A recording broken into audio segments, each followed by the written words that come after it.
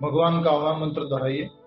ओम नमो भगवते वासुदेवाय। ओम नमो भगवते वासुदेवाय। ओम नमो भगवते वासुदेवाय।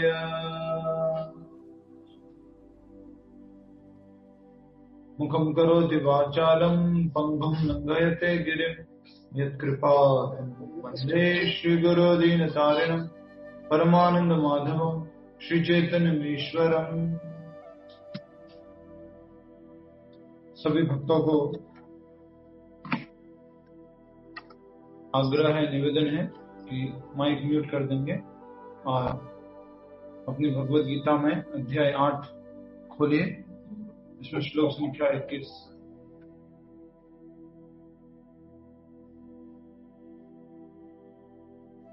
श्लोक दोहराएंगे। अव्यक्तोऽक्षरमित्युक्तः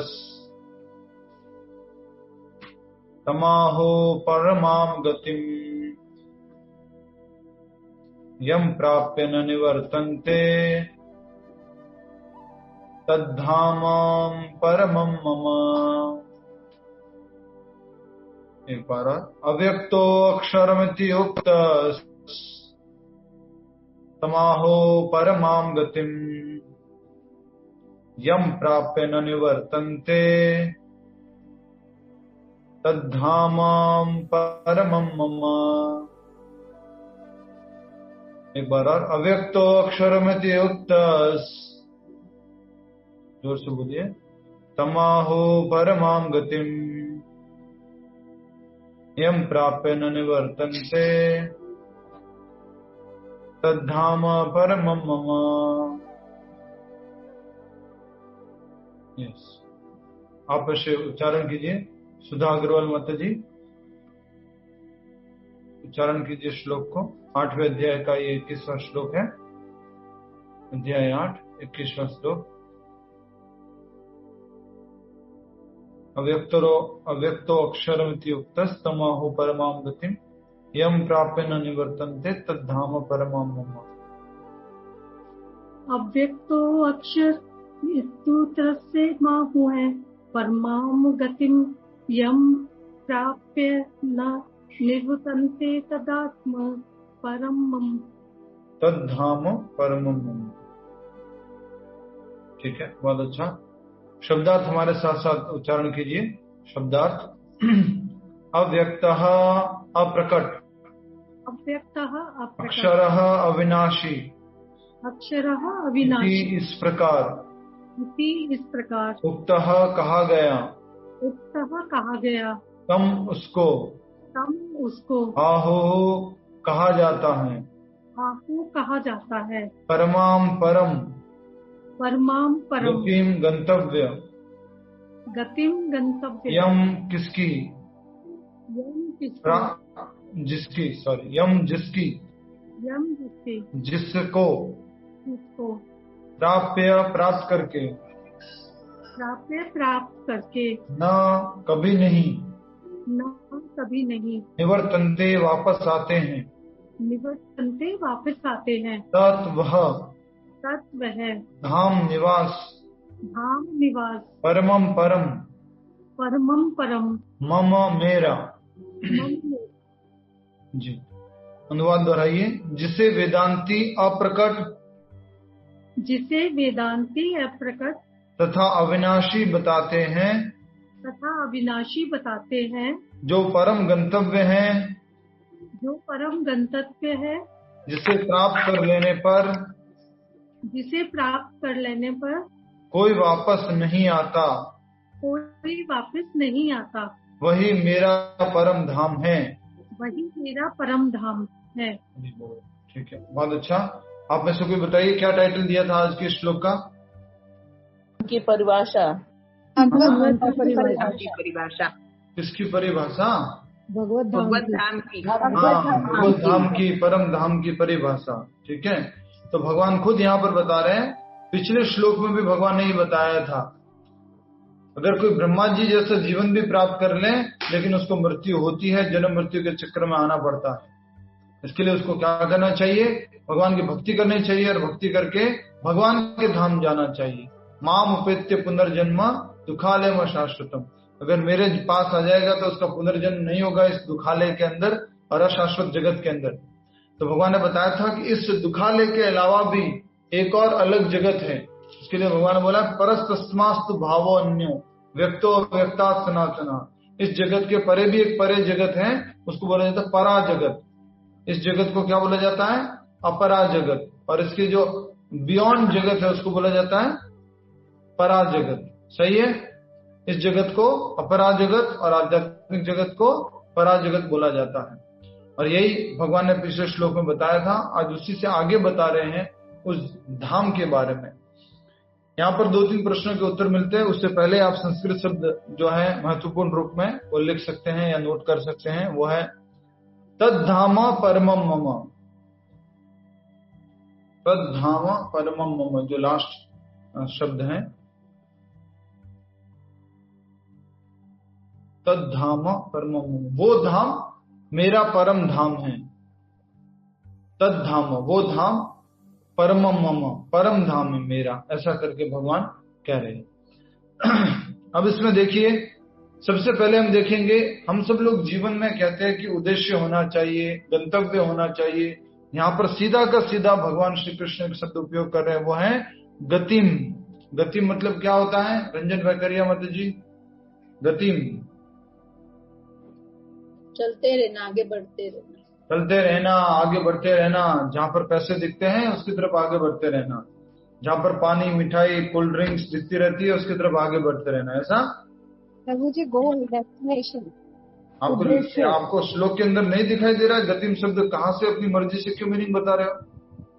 गंतव्य। हाँ, गंतव्य। गतिम, यहाँ गतिम से मतलब है गंतव्य, लक्ष्य। तो हम सब लोगों के जीवन में लक्ष्य होना चाहिए। तो भगवान साफ साफ बता रहे हैं कि लक्ष्य क्या होना चाहिए। हर किसी व्यक्ति का, हर एक मनुष्य का जो भगवान की भक्ति कर रहा है, उसका लक्ष्य क्या है? स्वयं भगवान श्री कृष्ण का धाम। और उस धाम को क्या बोल रहे हैं भगवान? परमम धाम, परमम मम, परम धाम है मेरा। अब समझिए, इस श्लोक में बहुत ही सुंदर बातें कही गई है। तात्पर्य थोड़ा सा बड़ा है और समझने का पूरा प्रयास करेंगे। सभी लोग जाग रहे हैं? सो गए? जाग रहे हैं? सोते हुए बोल दो कि हम सो गए। अच्छा, जाग रहे हैं, ठीक है। हरे कृष्ण।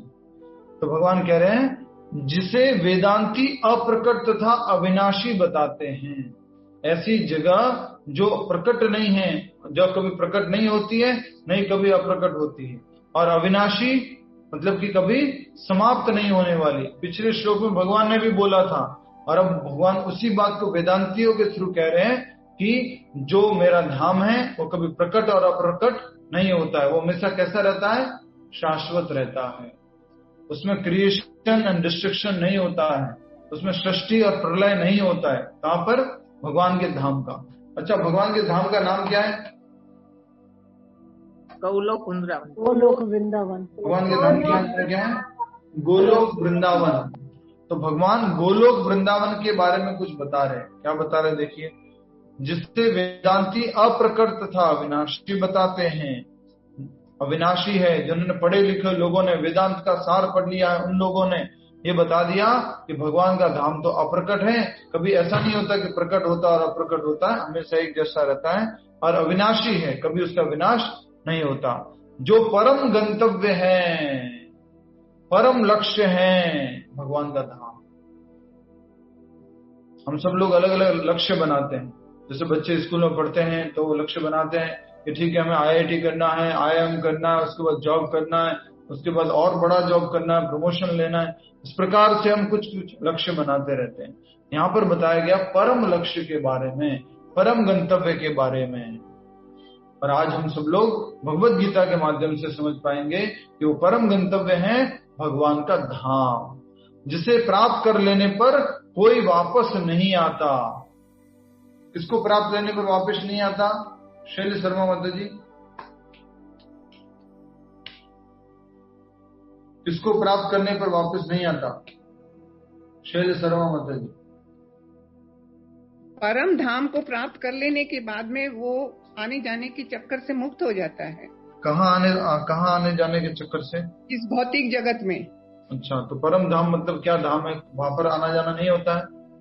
वहां आना जाना, उस धाम को प्राप्त करने के बाद में भौतिक जगत में नहीं आना पड़ता। उस चक्कर से 84 के चक्कर से मुक्ति मिल जाती है हमको। 84 के चक्कर से मुक्ति मिल जाती है। हरि बोल।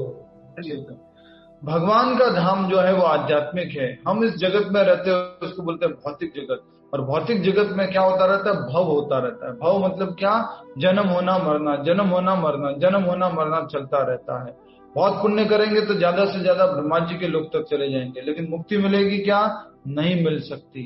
इसलिए कहा जा रहा है जिसे प्राप्त कर लेने पर कोई वापस नहीं आता। किसे प्राप्त कर लेने पर? उस भगवान के धाम को जो अविनाशी है और अप्रकट और प्रकट नहीं होता है, वो परम गंतव्य है, सुप्रीम डेस्टिनेशन है। उसको एक बार प्राप्त कर लिया तो वापस नहीं आना पड़ता। उसको हासिल कर दिया तो टॉप मोस्ट डेस्टिनेशन हो गया। पिछले श्लोकों में भी हमने इस बात को पढ़ा था। 14 नंबर के श्लोक में, 15 नंबर के श्लोक में भगवान बोल रहे माम उपेत्य पुनर्जन्म दुखालयम शाश्वतम नाप्नुवन्ति महात्माना समसिद्धि परमाम गति। कि उस परम गति को प्राप्त करने के बाद कोई व्यक्ति इस दुखालय के अंदर नहीं आता है। इसी प्रकार से श्लोक संख्या 15 में भी हमने 16 में भी देखा था, 15 और 16 में ये अब्रह्म भुवनार लोक पुनरावर्तिनो अर्जुन ब्रह्मलोक तक भी कोई चला जाता है उसकी पुनरावृत्ति होती है, लेकिन माम उपेत्य तो कौनते या पुनर्जन्म न विद्यते। इशारा कीजिए, पुनर्जन्म न विद्यते। किसका पुनर्जन्म नहीं होता? रंजन वैकरिया मत जी।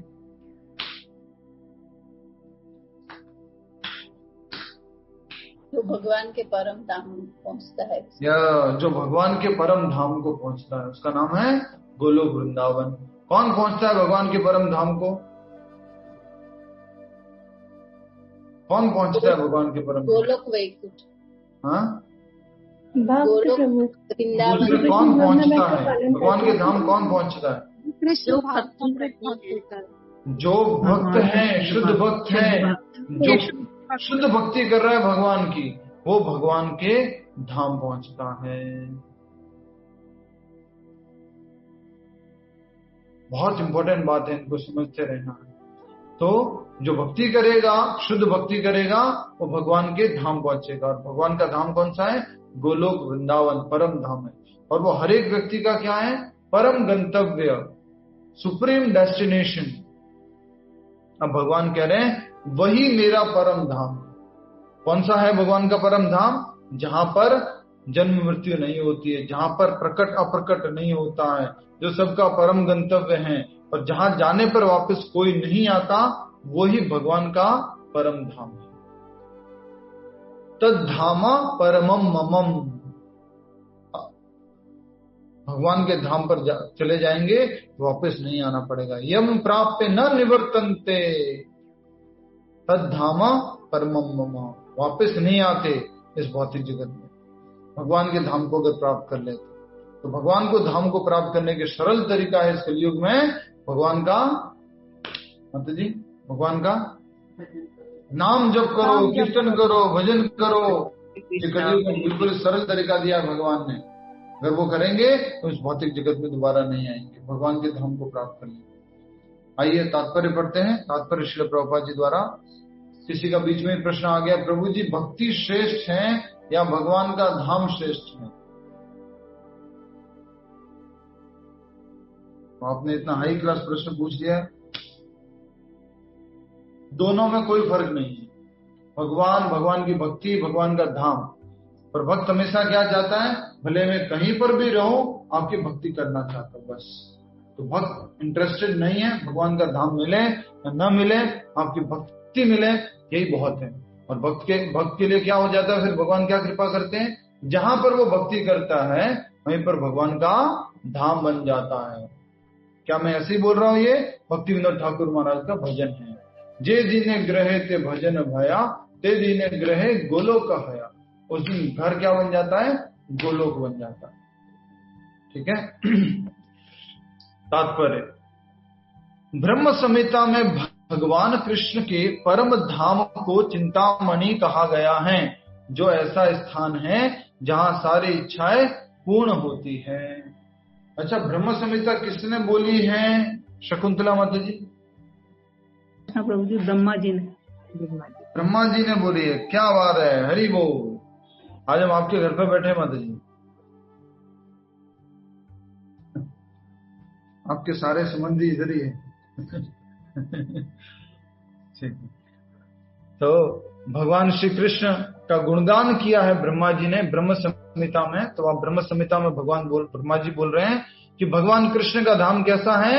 चिंतामणि का। श्लोक क्या है, किसी को मालूम है? श्लोक क्या है? भगवान का धाम चिंतामणि है। चिंतामणि सबको याद होना चाहिए। चिंतामणि प्रकर सद्म सुकल्प वृक्ष लक्षावृते सुसुरभिर्पालयन्तम् लक्ष्मी सहस्र शत संभ्रम से विमानम गोविंदमादि पुरुषम तमहम भजामि। क्या बात है, बहुत अच्छी तैयारी है तो माता जी की। देखिए लिखा हुआ है, ये ब्रह्म संहिता का श्लोक है। इसमें क्या कह रहे हैं, कौन कह रहे हैं इसको? बोलिए प्रमोद कुमार जी, कौन बोल रहे हैं ये प्रार्थना? प्रमोद कुमार जी बताएंगे। ब्रह्मा जी। ब्रह्मा जी, बहुत अच्छा। तो क्या बोल रहे हैं ब्रह्मा जी? पढ़िए आप, क्या लिखा हुआ स्क्रीन पे। मैं आदि पुरुष उन गोविंद भगवान का भजन करता हूँ, जो ऐसे गोलोक कामधेनु गायों को पालन करते हैं, जो चिंतामणि से निर्मित हैं और लाखों कल्प वृक्षों से के पिता हैं, से गिरा है। वहाँ गोविंद लक्ष्मी स्वरूपा हजारों गोपान कुछ शब्द मिस क्यों कर रहे हैं आप? द्वारा सेवित होते रहते हैं। ठीक है, बहुत अच्छा, अच्छे से पढ़ा आपने, धन्यवाद।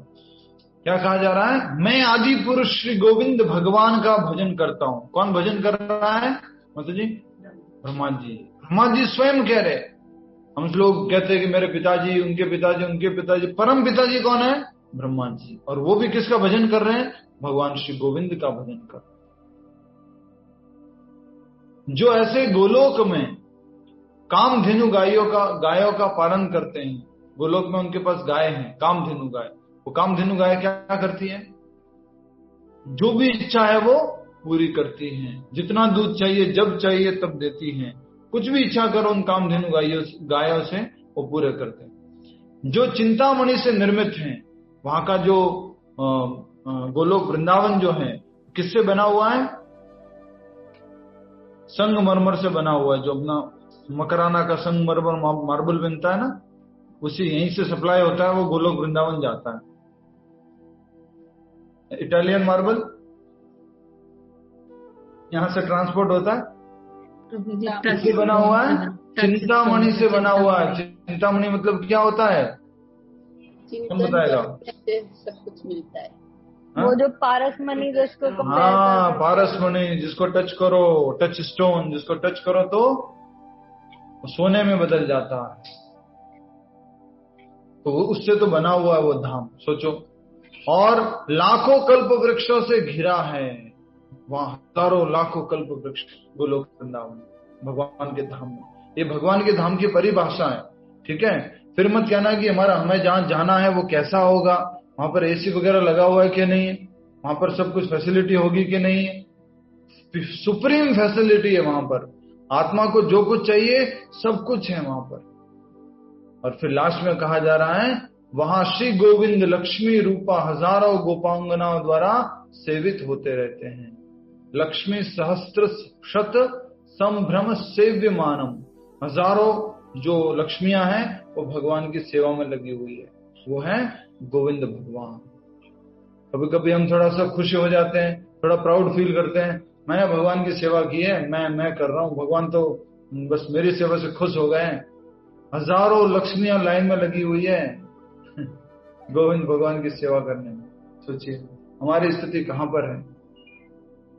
फिर भी भगवान कृपालु है, दयालु है, वो नाम रूप में अवतार लेते हैं, विग्रह रूप में अवतार लेते हैं और हमें सेवा का मौका देते हैं। ठीक है, आइए हम आगे बढ़ते हैं।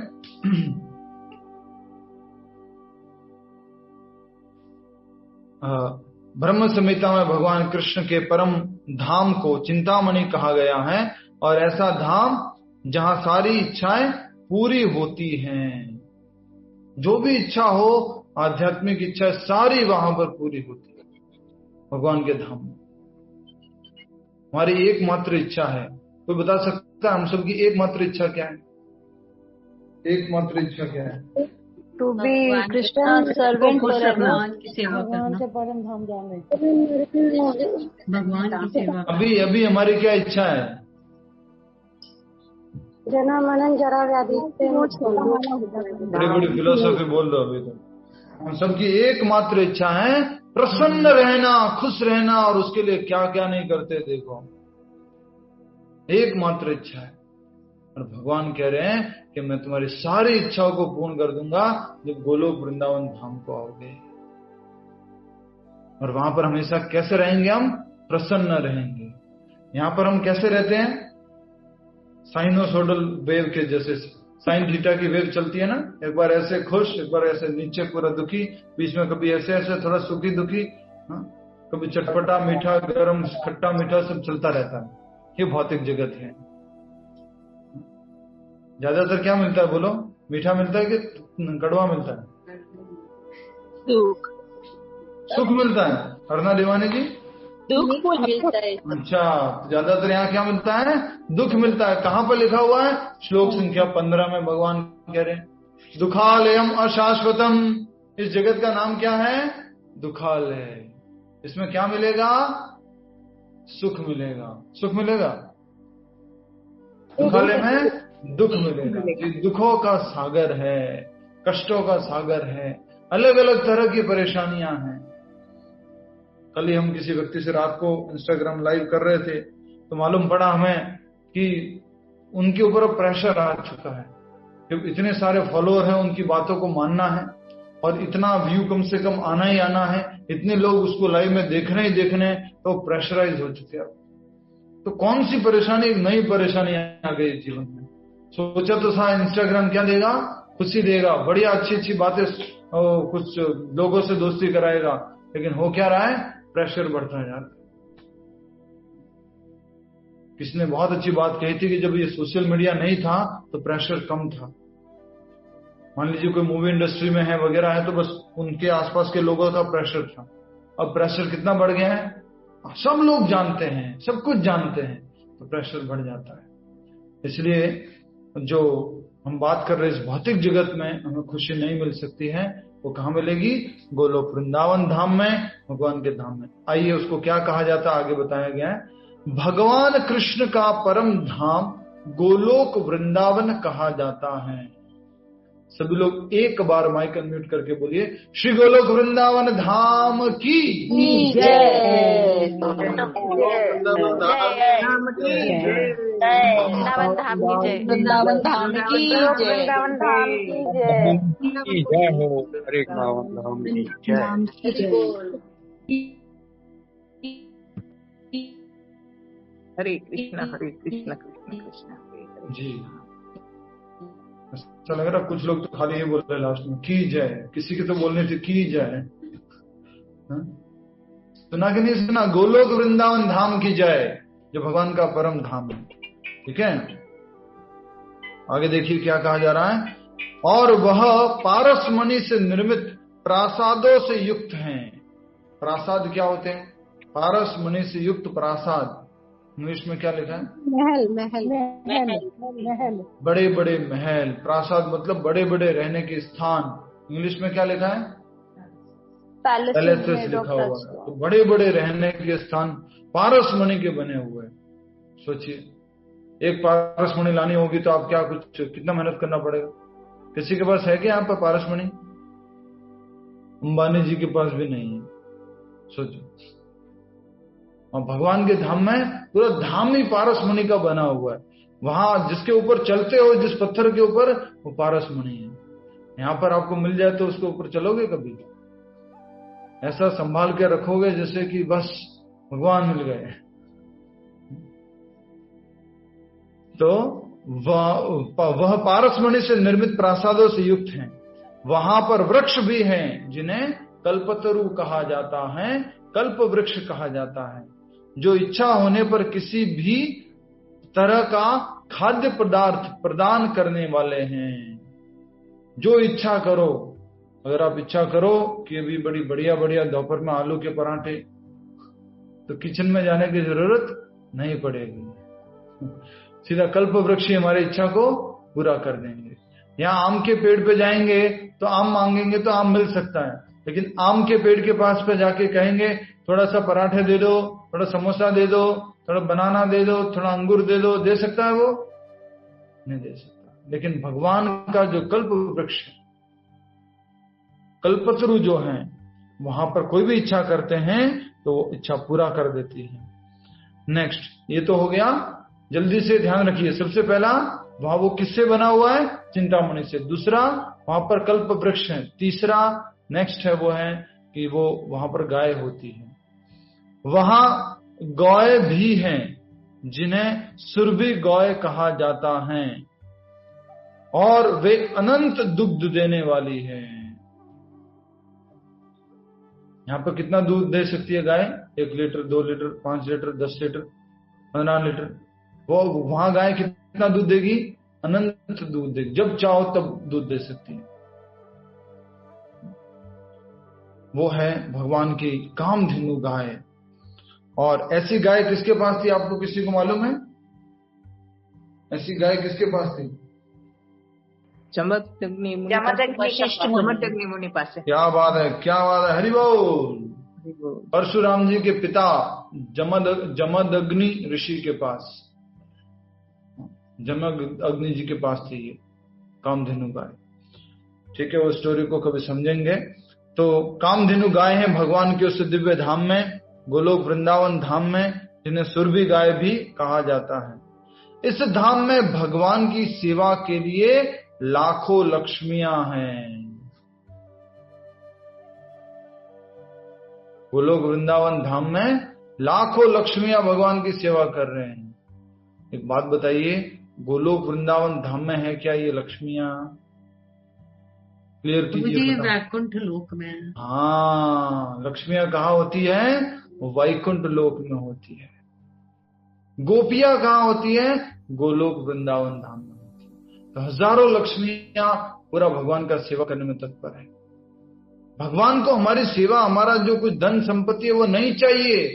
भगवान को क्या चाहिए? भक्ति चाहिए, सेवा चाहिए।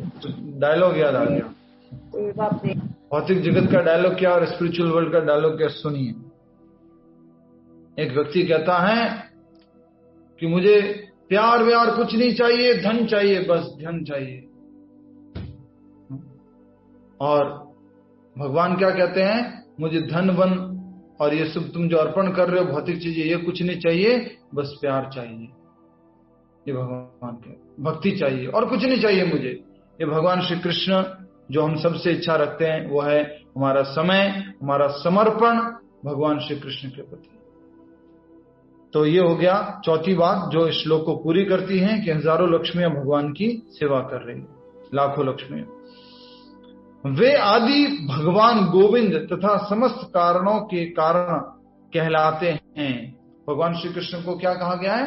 समस्त कारणों के कारण। क्या श्लोक है? सभी लोग एक साथ बोलिए, 1 2 3 बोलिए।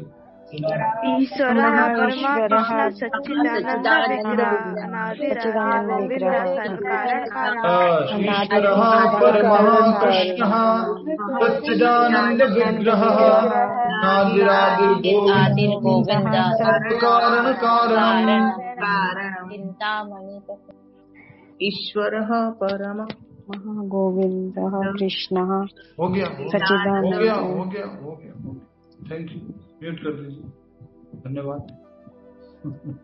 तो क्या कहा जा रहा है? सभी कारणों के कारण है भगवान श्री कृष्ण, और उनको क्या कहा जाता है?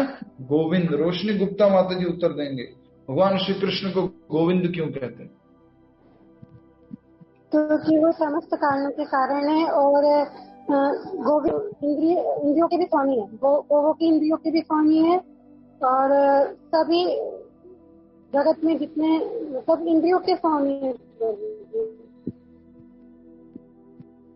कोई सही उत्तर दे सकते हैं? गोविंद शब्द का उत्तर सभी गायों का पालन करते हैं, गायों का पालन रक्षा करने वाले, इंद्रियों और गायों का सुख प्रदान करने वाले, इंद्रियों को आनंद खुश रखते हैं गायों ओके और इंद्रियों को आनंद देने वाले। बिल्कुल सही है। गोविंद का अर्थ है जो गायों तथा इंद्रियों को आनंद देते हैं, उनको गोविंद कहा जाता है।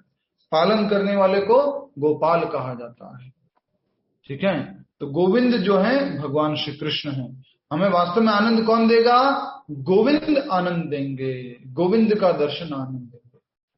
कुछ कहानी याद आ रही है, बोल देता हूं। श्री संप्रदाय में रामानुजाचार्य हुए हैं, मध्वाचार्य हुए हैं, इस प्रकार से अलग अलग आचार्य हुए हैं। तो एक आचार्य की कथा है ये। एक व्यक्ति थे, वो भक्त थे भगवान के, और किसी कारणवश से किसी स्त्री की आंखों से बहुत ज्यादा आकर्षित हो गए। तो उनसे पूछा गया कि आपका आजकल भक्ति में मन नहीं लग रहा, ध्यान नहीं लग रहा, क्या बात है? तो बोलते हैं मैं बहुत ज्यादा आकर्षित हूं उस स्त्री की आंखों से, बहुत ज्यादा सुंदर है वो आंखें। तो उनको कहा कि इससे भी अगर सुंदर तुम आंखें देख लोगे तो तुम्हारा ये आकर्षण कम हो जाएगा? तो जरूर हो जाएगा। तो वरदराज स्वामी, जो कि भगवान श्री विष्णु का हरि का एक रूप है, वरदराज स्वामी जी और लक्ष्मी जी की यात्रा निकलती है। तो एक जगह वो व्यक्ति कहीं पर छाता लेके खड़ा था, वो स्त्री को आंखों को ध्यान कर रहा था, उसकी देख रहा था उसकी सुंदरता को। उसी समय वहां पर निकलते हैं वरदराज स्वामी जी की यात्रा। ये सब भगवान जी का विशेष कृपा है। जैसे ही उन वरदराज स्वामी जी की आंखों की तरफ वो देखता है, उसका पूरा का पूरा आकर्षण, भौतिक जो आकर्षण था वो एक स्त्री के प्रति, उनकी आंख के प्रति, वो पूरी तरह से गायब हो गया। इतना दिव्य सुंदर नयन थे भगवान श्री कृष्ण के।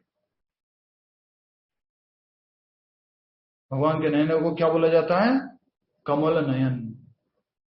भगवान के नयन इतने सुंदर है। उस प्रकार हमारे नयनों में तो कुछ न कुछ गड़बड़ होता रहता है, भगवान के नयनों में कुछ गड़बड़ नहीं होता। हमारे नयन में तो हो रखा है, दो दो ऊपर से और लगा रखे, राइट?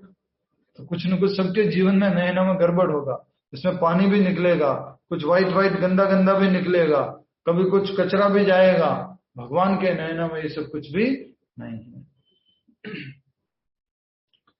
तो बताया जा रहा है कि जो गोविंद हैं वो सभी को आनंद देने वाले हैं, सबके इंद्रियों को और सभी गायों को आनंद देने वाले हैं, समस्त कारणों के कारण हैं। इसका अर्थ समझाइए, समस्त कारणों के कारण है। स्वाति जी, समस्त कारणों के कारण है, क्या मतलब है इसका? भगवान श्री कृष्ण, स्वाति जी, समस्त कारणों के कारण है, क्या अर्थ है? प्रभु जी, मतलब करता हरता वो ही है, जो भी कुछ हो रहा है तो वो उन्हीं की मर्जी से होता है, ऐसा कुछ। अच्छा, ठीक है। और कोई? बिल्कुल सही बताया। सब चीजों का उद्गम कृष्ण भगवान से ही है। हरेक वस्तु, हरेक व्यक्ति, कुछ भी ले लो, परिस्थिति, सबका अगर कारण ढूंढने जाएंगे कि ये कारण, ऐसी परिस्थिति क्यों है, ऐसा व्यक्ति क्यों है, ऐसी स्थिति क्यों आ चुकी है, जो कुछ भी वस्तु है उसका कारण भी ढूंढने जाएंगे तो अंतिम कारण कौन है? भगवान श्री कृष्ण। क्यों अंतिम कारण है वो? क्योंकि उन्हीं से हरेक वस्तु प्रकट होती है। हरेक आपकी आवाज खत्म, आवाज नहीं आ रही। आपको नहीं आ रही है? चेक कीजिए। हरेक वस्तु उनसे ही प्रकट होती है, इसके लिए कहा जा रहा है उनको सर्व कारण कारणम, सभी कारणों के कारण है। और वो कौन है? भगवान श्री कृष्ण गोविंद। आगे बढ़ते हैं। अब आगे क्या कहा जा रहा है? तो बता सकता है आप में से ऐसा का ऐसा डिस्क्रिप्शन हमने कहां पढ़ा था? याद कीजिए, जिसमें भगवान की सुंदरता के बारे में, उनके रूप के बारे में कहा गया था। 6.47 में। क्या बात है, हरि बोल। 6ठे अध्याय का अंतिम श्लोक हमेशा याद है। 6.47, ठीक है। छठे अध्याय का अंतिम श्लोक में भगवान ने प्रभुपाद जी ने पूरा का पूरा क्या बताया है, डिस्क्रिप्शन दिया है भगवान की सुंदरता का, कि भगवान कितने सुंदर दिखते हैं, भगवान कैसे हैं, तो छठे अध्याय के अंतिम श्लोक में भगवान बताते हैं। बहुत ही सुंदर डिस्क्रिप्शन दिया है, वहां पर भी पढ़िएगा। और आज हम आगे यहाँ पर पढ़ रहे हैं, ठीक है। सुंदर कुंडल नयन विशाला, गले सोहे वैजंती माला, चक्र सुदर्शन धारी राधे, श्याम श्याम श्यामा। भगवान श्री कृष्ण के लिए बोला गले वैजंती माला और सुंदर कुंडल नयन विशाला, कानों में बहुत सुंदर कुंडल हैं, आंखें बहुत नयन है और नयन बहुत विशाल है, नयन विशाला, ठीक है। तो उसी तरह का डिस्क्रिप्शन आगे दिया जा रहा है। भगवान वंशी बजाते हैं, वेणुम क्वणंतम, विष्णु जी वंशी नहीं बजाते, याद रखना। राम जी वंशी नहीं बजाते, याद रखना। वंशी तो कौन बना बजाते हैं, भगवान श्री कृष्ण। जब रास लीला हो रही थी, भगवान की रास लीला चल रही थी गोपियों के साथ में, तो भगवान ने क्या किया, एक लीला की। क्या लीला की भगवान ने? भगवान वहां से गायब हो गए, सारी गोपियां ढूंढ रही है, कृष्ण कहाँ गया, कृष्ण कहाँ गया, कृष्ण कहाँ गया। तो वहां पर कृष्ण किस रूप में प्रकट हो जाते हैं गोपियों के मध्य?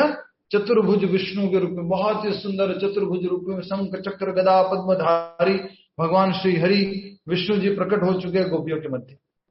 नहीं प्रभु जी, नहीं, क्या हुआ? मुरलीधारी प्रकट हो, मतलब कथा सुना रहा हूँ माता जी, नहीं इसकी तो बात ही नहीं आई। तो वहां पर गोपियों के मध्य भगवान श्री कृष्ण चतुर्भुज रूप लेके प्रकट हो गए, शंख चक्र गदा पद्मधारी। गोपियां भगवान के उस रूप को प्रणाम करती हैं, भगवान विष्णु जी प्रणाम, और वो आगे बढ़ जाती है, ढूंढती रहती है कृष्ण कहाँ है, कृष्ण कहाँ है, कृष्ण कहाँ है।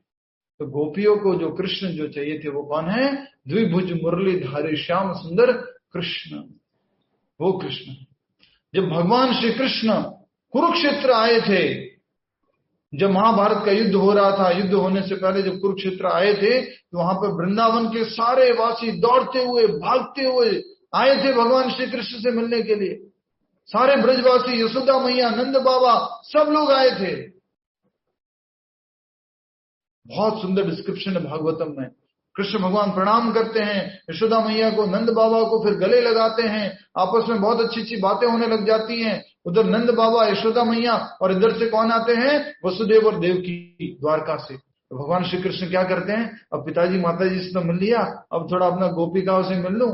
तो आपस में उनकी बात चालू हो जाती है, देवकी जी की और यशोदा मैया की, नंद बाबा और वसुदेव जी की। भगवान वहां से निकल लेते हैं, वहां गोपिका इंतजार कर रही है। तो भगवान श्री कृष्ण गोपिकाओं से मिलते हैं, और वो गोपिका उनसे मिलकर के क्या कहती हैं?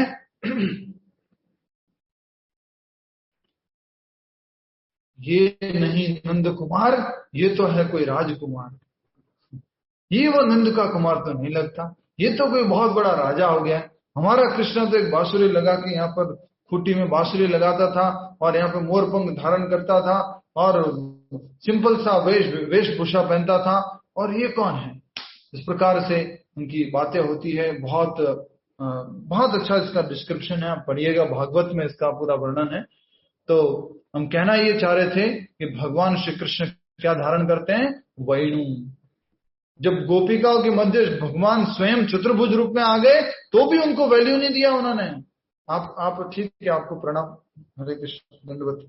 नेक्स्ट हमारे जो ठाकुर जी है उनको ढूंढना है। वो कौन थे? विष्णु भगवान स्वयं कृष्ण ही थे, लेकिन फिर भी गोपिकाओं को कौन चाहिए? ओनली कृष्ण चाहिए, चतुर्भुज रूप में भी नहीं चाहिए। ओनली वैकुंठ पति नहीं, विष्णु नहीं चाहिए, गोलोकपति भगवान श्री कृष्ण चाहिए। मैंने शब्द लिखवाया था आप लोगों को, कौन बताएगा? एक तो लिखवाया था मर्यादा पुरुषोत्तम, एक बताया था लीला पुरुषोत्तम। बताइए अगर याद आ गया है तो। Memory check, 1 2 3 start. बोलो बोलो बोलो। प्रभु जी, मर्यादा पुरुषोत्तम श्री राम। मर्यादा पुरुषोत्तम तो है भगवान श्री राम जी, और लीला पुरुषोत्तम कौन है? भगवान श्री कृष्ण। ऐश्वर्य पुरुषोत्तम विष्णु जी और माधुर्य पुरुषोत्तम भगवान श्री कृष्ण। तो भगवान श्री कृष्ण के बंसी के बारे में, वेणु के बारे में, 4 प्रकार की वेणु थी भगवान के पास, 4 नाम है उनके अलग अलग। तो भगवान बंशी बजाते रहते हैं। वेणुम कणंतम अरविंद दलायताक्षम बरहावतम समसितम बुध सुंदरांगम कंदर्प कोटि कमनीय विशेष शोभम गोविंदमादि पुरुषम तमम भजामि। पढ़िए स्वाति जी, पढ़िए, हिंदी में पढ़िए। यहाँ क्या लिखा हुआ है, अनुवाद पढ़िए, नीचे वाला।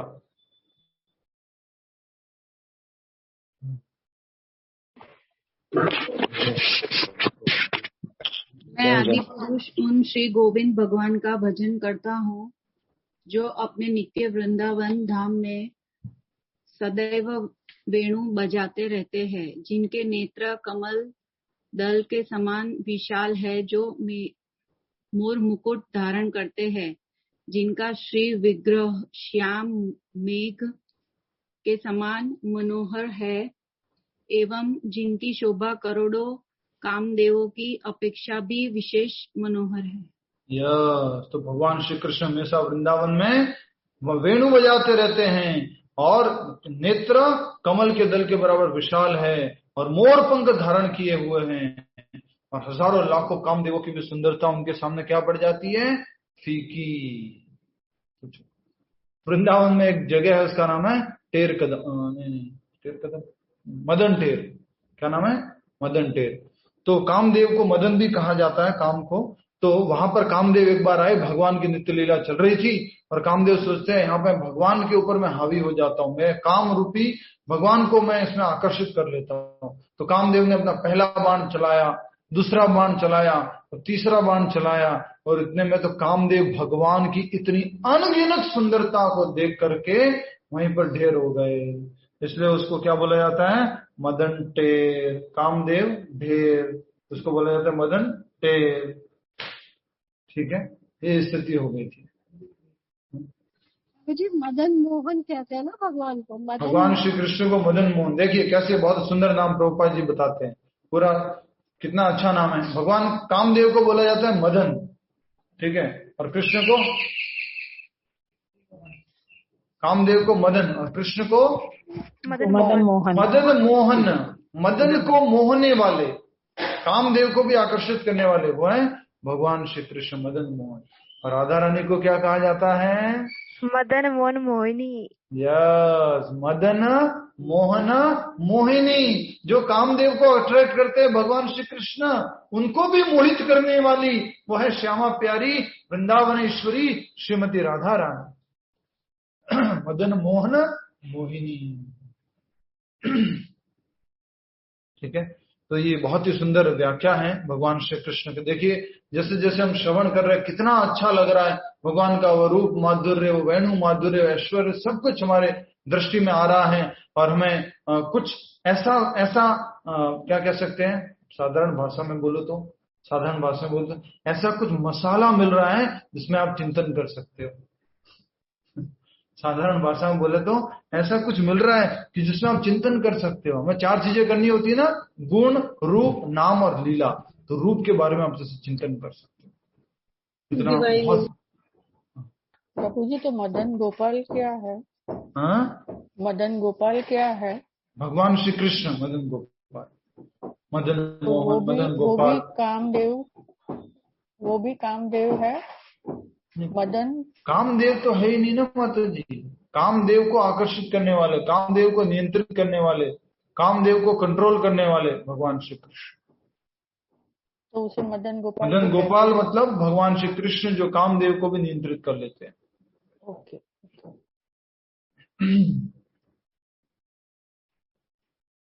ठीक है, नेक्स्ट कहाँ पहुंचे, तो उनके नेत्र कमल दनों के समान है और उनका शरीर मेघों के वर्ण का है। मेघ मतलब बादल, बादल जैसा है। श्याम सुंदर,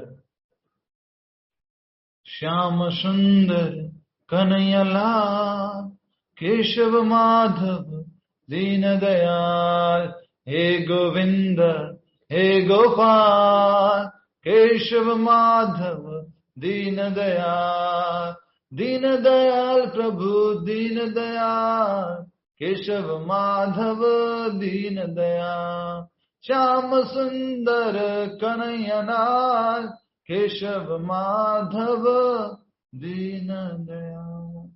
विभो। तो शरीर मेघों के वर्ण का है, उनका शरीर का रंग बादल जैसे घने बादल जैसे श्याम वर्ण है। वे इतने रूपवान हैं कि उनका सौंदर्य हजारों कामदेवों को मात करता है। इतना सुंदर है भगवान श्री कृष्ण। और हम सब लोग क्या है, कामदेव के पहले तीर में ढेर हो जाते हैं। यस और नो? कामदेव के पहले तीर में हम तो गिर जाते हैं। अरे बोल। कोई एक अच्छा स्माइल दे दे, कोई अच्छा कुछ देख ले, कुछ थोड़ा सुंदर आकर्षक हो, वो पहला तीर है कामदेव का, उसमें तो सरेंडर। यस।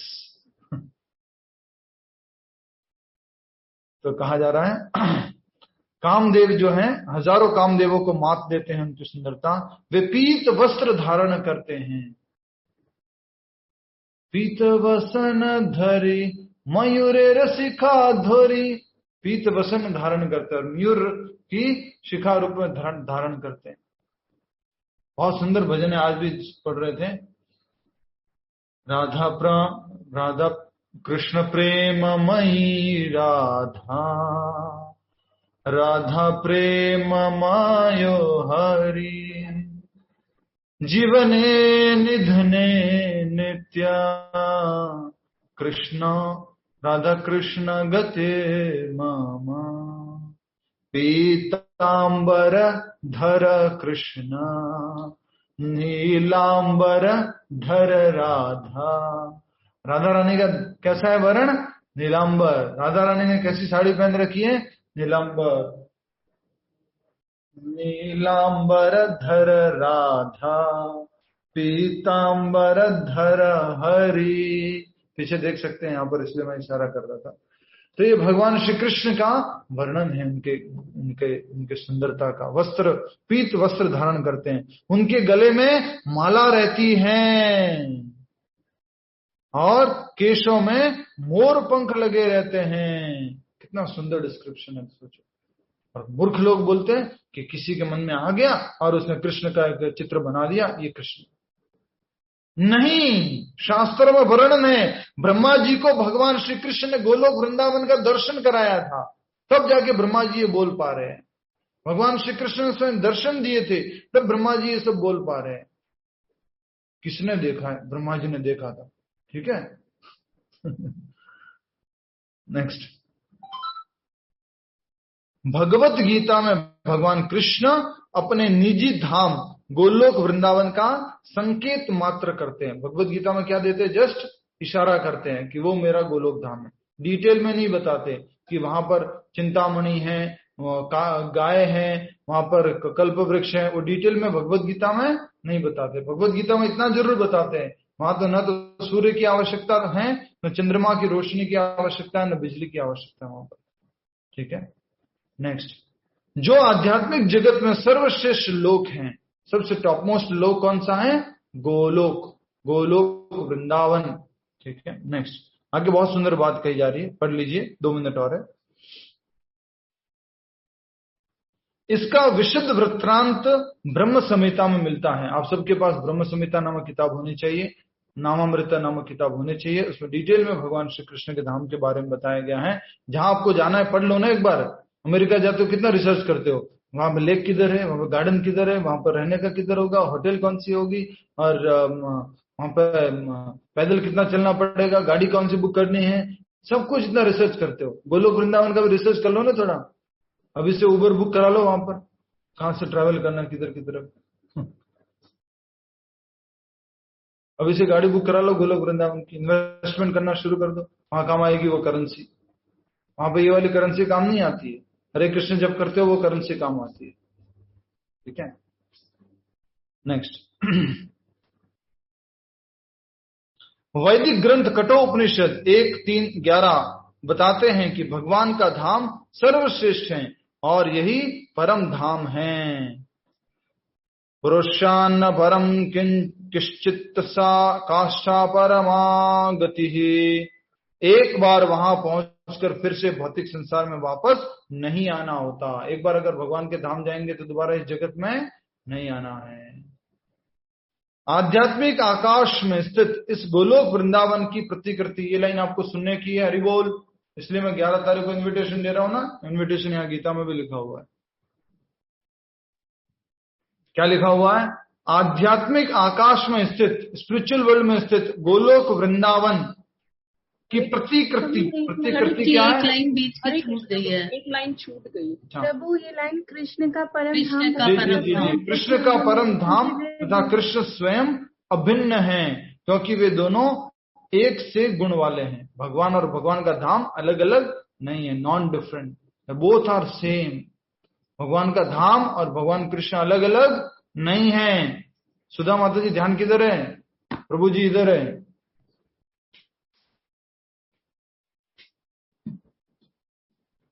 रास्ते में जाते ना, हाईवे पे जाते हैं तो लिखा होता है दारू की दुकान के लिए, ध्यान किधर है? दुकान इधर है। तो हम कह रहे थे कि एक बार वहां पहुंचने पर भौतिक जगत में वापस नहीं आना होता। कृष्ण का परम धाम तथा कृष्ण अभिन्न है, अलग अलग नहीं है, एक ही है, अभिन्न है, क्योंकि वे दोनों एक से गुण वाले हैं, सच्चिदानंद है। आध्यात्मिक आकाश में स्थित इस गोलोक वृंदावन की प्रतिकृति, वृंदावन इस पृथ्वी पर दिल्ली से 90 मील दक्षिण पूर्व स्थित है। श्री वृंदावन धाम की जय। दिल्ली से मात्र 90 मील की दूरी पर है श्री वृंदावन धाम। बहुत सारे लोग वृंदावन दिल्ली आके चले जाएंगे, आगरा आके चले जाएंगे, ताजमहल, वृंदावन नहीं गया अभी तक।